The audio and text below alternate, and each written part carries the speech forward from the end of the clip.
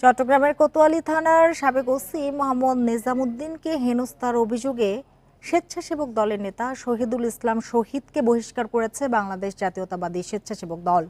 দুপুরে মহানগর স্বেচ্ছাসেবক দলের সভাপতি HM রাশেদ খান ও সাধারণ সম্পাদক বেলায়েত হোসেন বুলু এই সিদ্ধান্ত নিয়েছেন বলে এক বিজ্ঞপ্তিতে জানানো হয়েছে।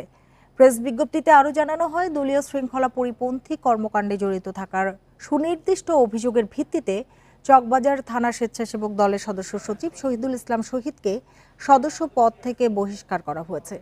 সোমবার কোতোয়ালী থানার সাবেক ওসি নিজামুদ্দিনকে পাঁচলাইশের আঞ্চলিক পাসপোর্ট অফিসের সামনে হেনস্থার অভিযোগ ওঠে স্বেচ্ছাসেবক নেতা শহীদের বিরুদ্ধে।